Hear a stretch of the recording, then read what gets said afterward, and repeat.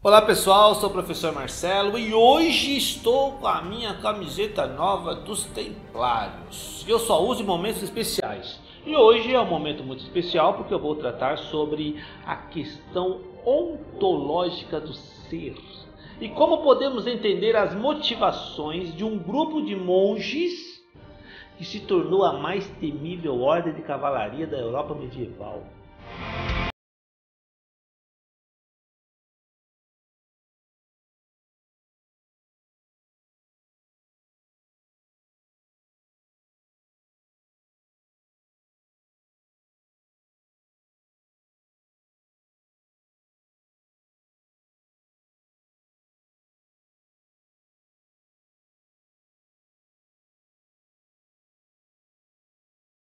E quando a gente pensa a história, olhando para a filosofia, e se debruça literalmente nesse conceito de ontologia, que vem lá do grego, que significa estudo do ser.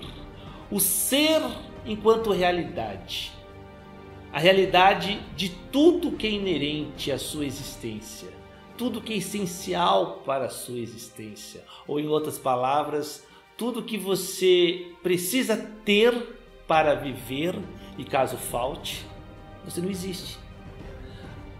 E aí somos facilmente levados a refletir no ser monge, no ser cristão, no ser cavaleiro, no ser guerreiro de elite em uma sociedade cristã. E vamos pensar na realidade medieval e o que você vai precisar ter para ser esse templário. E pensando aqui em ontologia, enquanto consciência, pensamos no ser humano que busca Deus. Busca Deus por meio do serviço, do ser que serve. Serve com fé, serve com oração, serve com contemplação, serve com estudos, serve com a prática de valores, com treinamento militar rígido, cujo objetivo é salvar vidas, proteger a sociedade cristã dos inimigos da fé que cercam toda a Europa. Em uma Europa que se encontrava fragmentada, dividida, fatiada entre os senhores feudais, cujo único ponto de união era o Papa.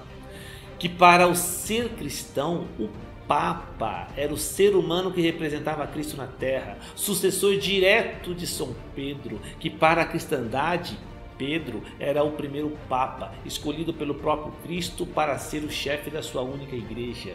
Os templários eram na prática o braço armado do Papa, servia ao Papa, eram monges que sabiam empunhar armas. Mas como uma ordem monástica, os templários precisavam de uma regra própria. Até então, no começo, eles seguiam as regras de São Bento. Mas depois de 1120, aparece a figura de São Bernardo de Claraval, doutor da igreja, muito influente na cristandade e apaixonado pelos templários. Ele conseguiu em 1128, durante o concílio de Troyes, na França, a aprovação da regra dos templários e a ordem dos monges cavaleiros foi oficialmente inaugurada.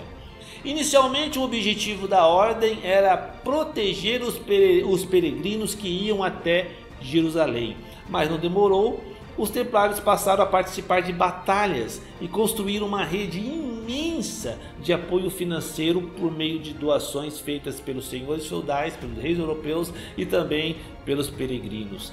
Claro que hoje existe um ambiente mítico e até ridículo que escurece o brilho templário. Isso se deve, é claro, porque no começo um pequeno grupo de 9 cavaleiros que viviam próximo ao antigo templo de Salomão ficaram lá. Só ficaram lá, fazendo não se sabe o que. E quando a gente não sabe, começa a fofoca, começa o disse-me-disse, que vai gerar as lendas que eles teriam encontrado conhecimentos secretos, conhecimento muito antigos da humanidade, chegando até encontrar a Arca da Aliança e até o Santo Graal.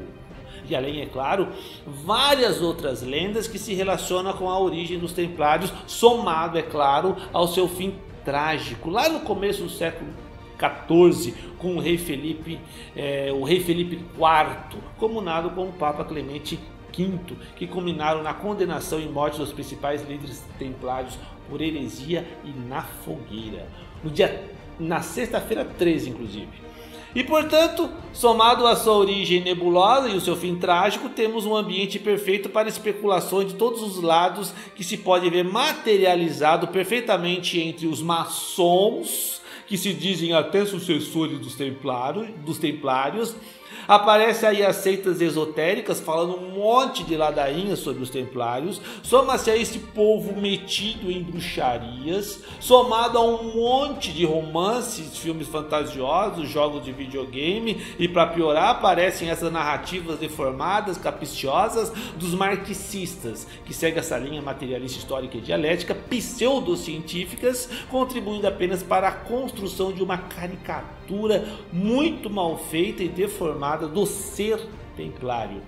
E fique bem claro, gente, os templários é uma ordem de monges guerreiros que se entregou a um ideal que exigia muito do ser, o ser que crê no transcendente, que está pronto para morrer pela fé, lutando para proteger a sociedade cristã.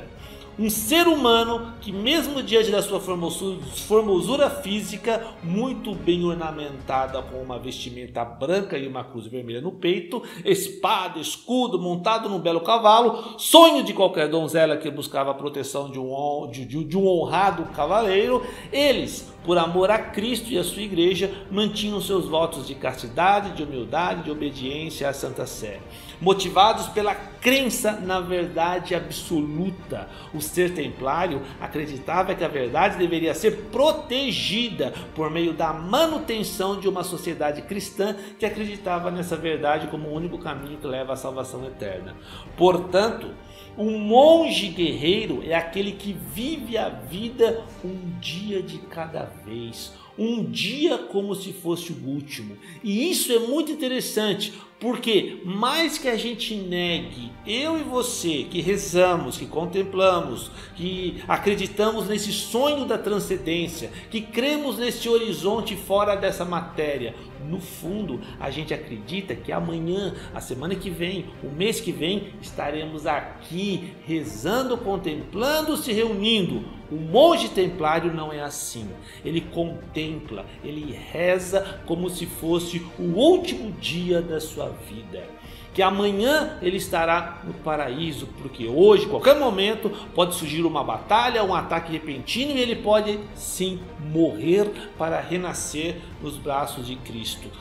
Compreende isso? O ideal templário encontra-se também nos estudos, pois o século XII e o século XIII são o século das grandes universidades, da escolástica, que encontra o seu auge com Santo Tomás de Aquino, meu lindo.